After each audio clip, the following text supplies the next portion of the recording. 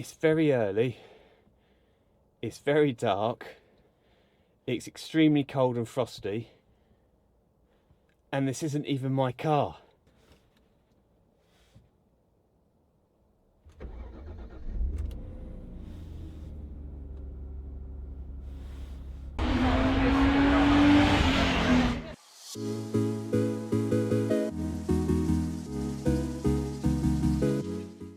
Good morning. You join me here in a 2006 Jaguar 2.5 litre V6 S-Type with a sovereign spec. The theme of this video is really around, can you run a budget S-Type as a daily? Perhaps I should start with a little bit of a background concerning the Jaguar S-Type. The Jaguar S-Type was launched in 1999, with the main models becoming available in 2000, comprising of the X200 Jaguar AJ V8 powered 4 litre V8 and the 3 litre V6. In 2002, the X202 model was launched, and this saw the introduction of the 4.2 litre version of the AJ V8 engine into the Jaguar S-Type. There's also some facelift cosmetic changes made as well, and more significantly, the 2.5 litre V6 was introduced. So now the Jaguar lineup included the 2.5 litre V6 with around 200 or 198 brake horsepower, the 3 litre V6 with around 240 brake horsepower, and the 4.2 litre AJ V8 which had around 300 brake horsepower.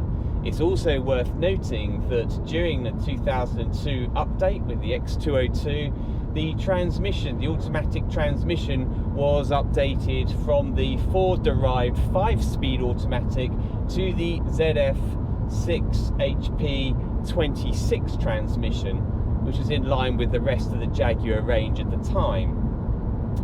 A 5-speed manual continued to be available.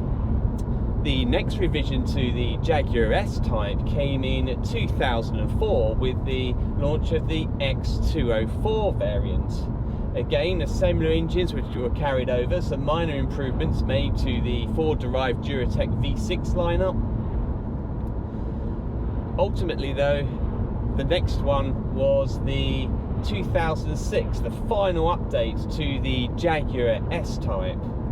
So coming back to this particular S-Type, this S-Type is a 2006 X206 model. It has the 2.5 litre Duratec V6 and the 6-speed ZF automatic transmission.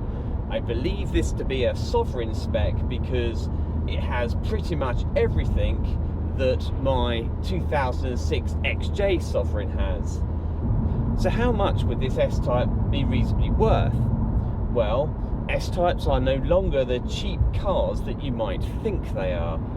This particular example I would probably value between £2,000 and £2,500. Certainly a quick flick through the classifieds and various classic car websites and dealers show that the S-Type R, for example, with that 4.2 supercharged V8 engine, good examples of those are now going anything between £10,000 and £20,000.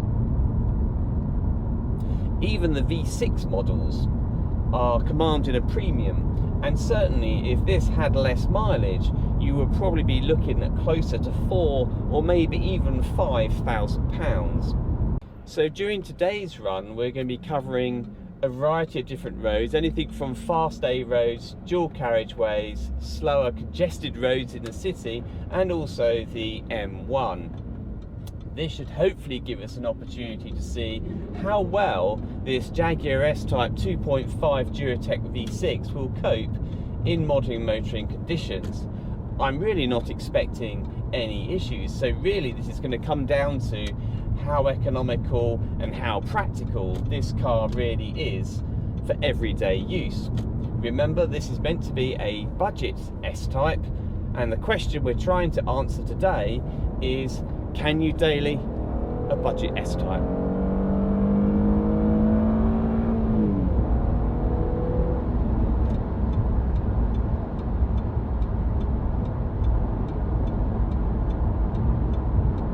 Being a budget S-Type, but with a sovereign spec, this does benefit us a number of luxuries, and indeed this does come fully equipped with a cruise control, which is ideal for navigating a busy but flowing M1 during peak hours.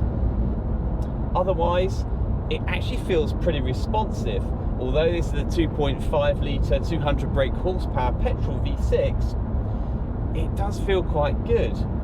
It's not going to set the world on fire, it's not going to do amazing sprints in 0 to 60, but if you want that sort of experience, then you probably would be looking at the S-Type 4.2 V8 supercharged variant, the S-Type R. So for motorway cruising, it's pretty relaxed. I'm doing 70 miles an hour at just over 2,000 RPM, and the instant fuel consumption suggests I'm doing around late 30s. That's not bad for something that is still quite heavy. Remember, this is the full steel construction S-Type. There's no aluminium construction as you might find within the modern XJ. So the S-Type is of mild steel construction, so is relatively heavy compared to the aluminium constructed XJs, and you can feel the weight. However, the steering is actually surprisingly responsive. It doesn't struggle to change direction and is a very enjoyable, engaging drive. I think this car is actually very well engineered and very well thought through. Certainly my experience here at motorway speeds is very relaxed, it's very settled, and it feels really planted. Again, fuel consumption at 70 miles an hour is still around the late 30s, which is quite respectable given the size and weight of the S-Type. So the question is given its value, which is anything between, say, £2,000 and £2,500, does this make a good daily? At the moment, I'm minded to say yes. I think pragmatically, if this was to be used every single day, then fuel consumption aside, you would really want to be keeping back maybe £1,000 a year. If you budget £1,000 a year for maintenance and servicing, I think you'll be alright. And this particular example, I could certainly see being around for perhaps the next 3, 4, 5 years. I should mention at this point, the 0.7 bi-turbo V6 did come with either a choice of the 6-speed transmission, the ZF6HP26, the same with all the other S-Type automatic options, but also a 6-speed manual. No other car in the S-Type lineup came with a 6-speed manual. This car, being of mild steel construction, will corrode. And yes, they really did corrode. Sadly, many S-Types are no longer with us because of that very issue with corrosion. So certainly when buying one of these cars, you want to be checking all the usual places for corrosion. That will be the seals, the wheel arches, and also checking to make sure that there's no hidden corrosion around the boot or the floor pans. Certainly there have been plenty of horror stories caused by S-Types that sadly have ingressed water either around the doors, but more likely around the boots. That water has then appeared in the boot, out of sight, and then rotted through. But certainly, if you can find a good used example that only has very minor corrosion, then that will help with the price, hence the budget S-Type, But also, if it's only minor corrosion, if you're only keeping the car for a couple of years and you're dailying it, then you're probably going to be okay. Remember, this is not going to be the collectible S-Type example if you're buying it on a budget. So are there any other drawbacks to this S-Type? Not really. As mentioned before, if you can budget maybe £1,000 a year to cover off any maintenance, if you can budget sufficient money for the fuel, because remember, you are likely to be getting maybe 30 miles to the gallon on average from the 2.5 or even the 3 litre V6. I think the engines are very reliable. Certainly these Ford derived Duratec V6s, certainly I don't have any known issues that are likely to cause any massive expense, which is good news. It really comes down to whether you prefer the retro styling of the S-Type. Certainly that's put people off in the past, but what are we now? Maybe 15, 20 years on of the S-Type? I think it looks alright, and I'd be quite happy to have this car as a daily, in all honesty. I think it's pretty refined, I think it's pretty well made, and I don't think there's any major issues to really worry about apart from rust. So how did the Jaguar S-Type 2.5 V6 actually fare over the couple of days that I was driving it?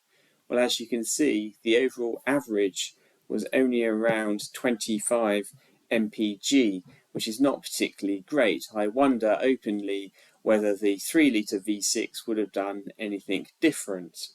A similar situation occurred back in the late 80s and early 90s with the Ford Granada, the Cologne V6, where there was very little difference between the 2.4 V6 and the 2.9 V6.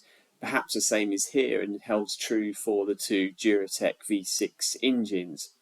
However, I should point out that during the few days that I had the car, it was extremely cold, it's extremely snowy, very icy, so perhaps in more moderate climate operating conditions, the car would have performed better, and perhaps we might have seen late 20s or even the other side of 30 miles per gallon.